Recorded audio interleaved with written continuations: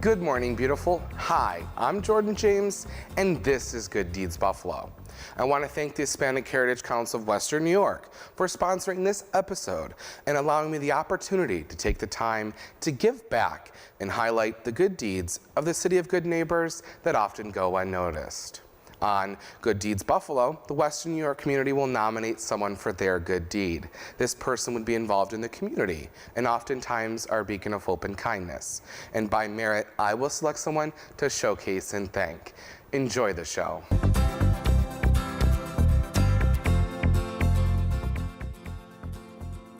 On the last episode of Good Deeds Buffalo, I sat down with Duncan Kirkwood, a veteran and global resilience trainer using the skills he learned in the Army National Guard to spark resilience among young people, parents, and communities across the country.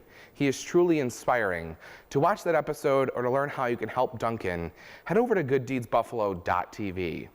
Now, on this episode of Good Deeds Buffalo, we're going to catch up with Leah Angel-Daniel, the founder of Fostering Greatness, Inc. And I'll give you the inside scoop on my trip to New York City, the Drew Barrymore show, and more. Meet Leah Angel-Daniel, learn more about my trip to Drew when we return to Good Deeds Buffalo.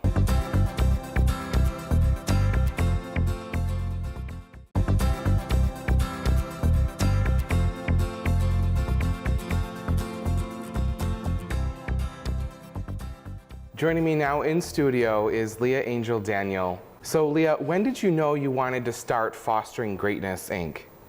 Well, Jordan, I really didn't want to start an agency or an organization. I never thought I would be doing the work that I'm doing today. But in 2017, I met a group of phenomenal alumni in Maryland, and we all decided to do something for our population. And for me, I was focusing on the alumni because I saw that they still needed certain things. And I remember when I was in that predicament and I needed other things. So then Fostering Greatness, Inc. was established, and I started out with programmatic things, but when the pandemic hit, I saw the need for housing and stability and all of these different things that were still needed with foster care alumni and youth and young adults who were transitioning out of the foster care system, and that they didn't have all of the proper tools that they needed in order to be successful.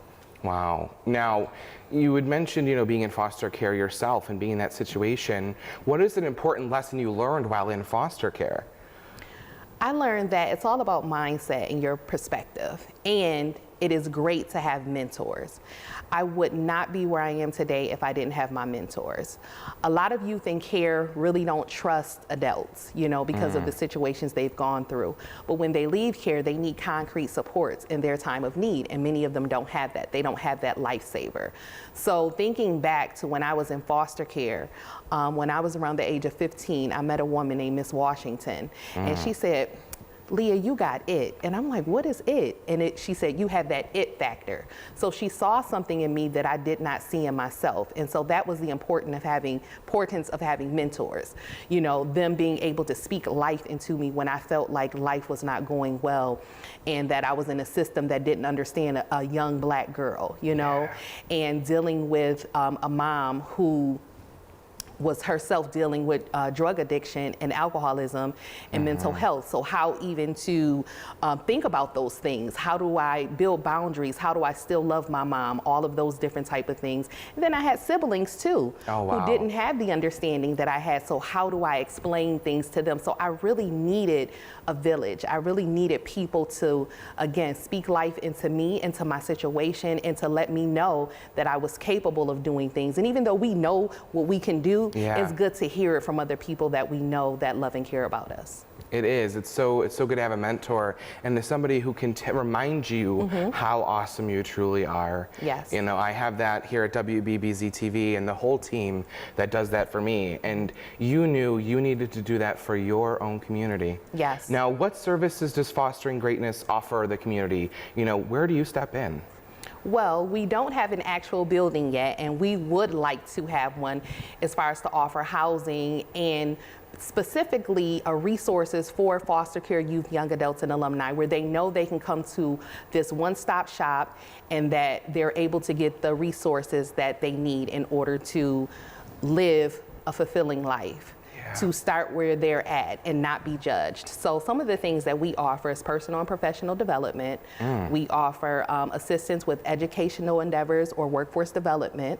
And we also help them and assist them with housing. So right now there's housing instability for them. So if it means that finding a program that will assist them in housing, looking for places to rent, if they want to become homeowners, what does that entail? So really just breaking down the barriers, and every person is different. So when one comes, you know, you may be dealing with something else. They want to know how to get a job, how to get a bank account, you know, all of these different things. And so some people may say, oh, you're this age and you don't know how to do that. But we have to think about the environments that foster care youth grow up in. Every home is a different culture or a different set of things you have to learn over and over again.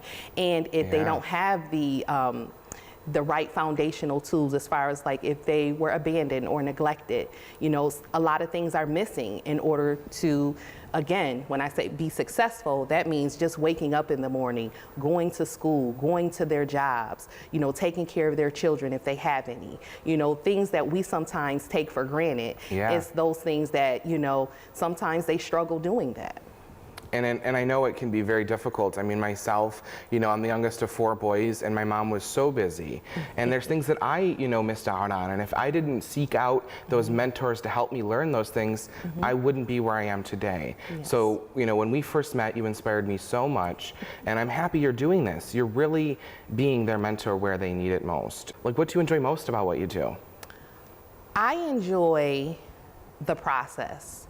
So I am a mother of 2 daughters, and so when I think about just the whole journey of, you know, being pregnant and seeing the babies grow and seeing what type of personalities they have and different things like that and who they'll be, and that's the same thing I see when I'm working with foster care youth, young adults, and alumni. Just seeing them go through the process, it's like a proud parent, you know, and being able to steer them in the right direction. So it makes me really, really excited for them. And that I'm even trusted enough to be able to assist them in their life journey. So when they come back and they say, Miss Leah, you know, when you said this or you helped me with this, this is what it did for me. That provides joy, because I remember when I was in the same predicament and people stepped in for me and how it made me feel. Yeah, it is such a wonderful feeling. And when you see them achieving those new levels, that's what keeps you going, I'm sure, right? Absolutely, absolutely. And we have some phenomenal alumni who are very talented and educated, and they just need a little bit of guidance. You know, you don't know what you don't know. So exposing them to different things is really, really helpful, you know, and I'm just really excited for the program. I'm really excited for those that will reach, and it provides a voice for them. Not that they don't have a voice already, but a stronger voice, because when, you know, they say 2 or more come in my name, you know, that's what's happening. And I remember asking an alumni, you know, why do they not identify as being a former foster care youth or alumni? And they said, well, nobody ever asked me. You know, so I'm the one now that's asking the question, you know, and what was your experience like? Because everything is monumental for what they have decided to do in their walk of life currently. That is so wonderful hearing it from you, you know, with so much experience working with the alumni. Now, how many alumni have you helped, if you had to, you know, come up with a number? Well, here in the city of Buffalo, 66 to be exact. Wow. So we did have a homelessness awareness fundraiser in November, and from that we were able to assist 22 foster care youth and young adults and alumni. So with rental assistance, clothing, food, hotels, you know, whatever they needed assistance with. So I'm really happy about other programs reaching out to me to assist, you know, their clients in things that they need. And just, again, just knowing that this program exists, just knowing that this organization exists for us, by us. I mean, I know that's FUBU famous quote, but really this is for us, by us. Yes. Now, is there anything you want to talk or mention on the show before we move on to our next segment on the show here? I just want to say, you know, this is vital, assisting, you know, this particular population, foster care youth, young adults, and alumni. And a lot of people may think that because they're a certain age that they don't need assistance, and they do. You know, we are a forgotten population. The slogan goes, when you're grown, you're on your own. And what does that mean? You know, the makeup of the adolescent brain doesn't fully develop until the age of 26. And when youth are exposed to trauma, basically it stagnates that. So just thinking about, if we want to have a better city, invest in our young people. You know, we have to, because they're the people that are going to be left when we're gone. So just thinking about that and thinking about fostering greatness, it came from a place, you know, a place of the good, the bad, the ugly, and everything I went through in life and in foster care, but it developed something to be beautiful and helpful. So I'm just really excited about that. And I'm just looking to the city of Buffalo or Western New York in general to assist us. We currently have a Luggage of Love drive, and we are looking for new luggage, duffel bags, different things, toiletries to give to foster care youth, young adults, and alumni in May for Foster Care Awareness Month. So if you want to reach out to me on any social media handles, Fostering Greatness Inc., that's INC, on Facebook, Instagram, and Twitter, and you can visit us on our website at www.fosteringgreatnessinc.org. Wonderful. And I'm so happy we're partnering up to do that Luggage of Love drive. So make sure to look out for some information, like you said, on your website or at gooddeedsbuffalo.tv. Now, Leah, I have a surprise for you later on in the show. Viewers, make sure to stay tuned. Up next, the moment you've all been waiting for, I get to talk about my trip to New York City, my experience meeting the unapologetic Drew Barrymore, and I have the clip of how it all happened. When Good Deeds Buffalo continues.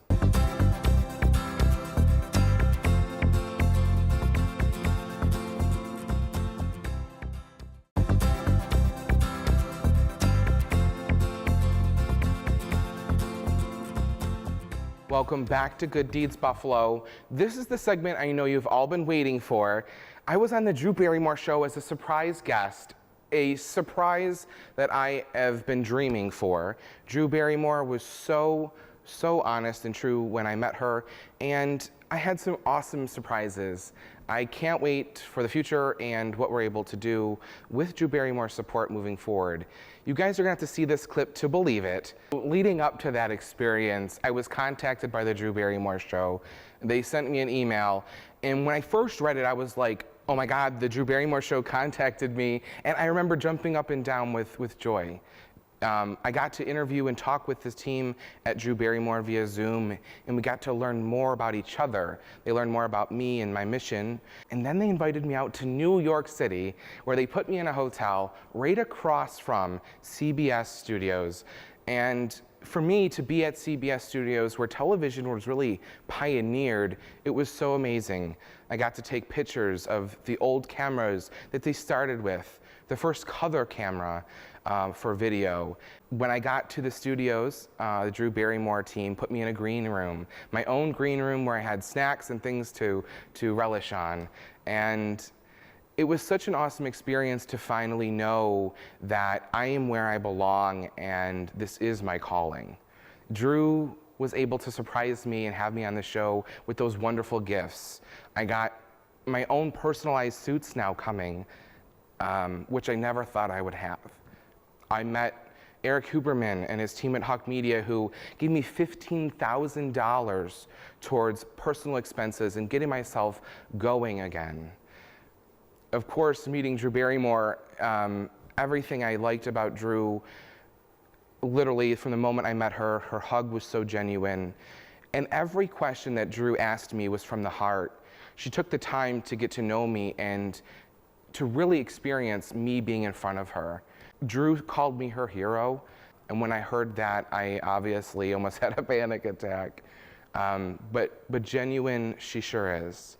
I want to thank everybody who I met on this journey of Good Deeds Buffalo. I want to thank everybody I met on the Drew Barrymore show, her team, the Drew Barrymore team. I want to thank Eric Huberman, the gentleman that I met on the show. This is his book that he gave me on the show as well, and I just thought I'd mention that. I want to thank Joe Malucci, the creative director behind Good Deeds Buffalo, who took a vision that I had and brought it to life. I want to thank the WBBZ TV team, John DeSciullo, Kat Miller, and everybody here who embraced my idea and ran with it. I want to thank my friends and family for believing in me through this endeavor I took on. And I want to thank my best friend, Jonathan, who has been here since day one on this project, doing whatever he can, getting drinks, coffees, running copies, just being here for us. And I want to thank my sponsors, the Hispanic Heritage Council of Western New York, and so many more who have signed on since the beginning to support me. You can learn more about my journey to Drew Barrymore online at gooddeedsbuffalo.tv. Remember, keep chasing your dreams and never give up.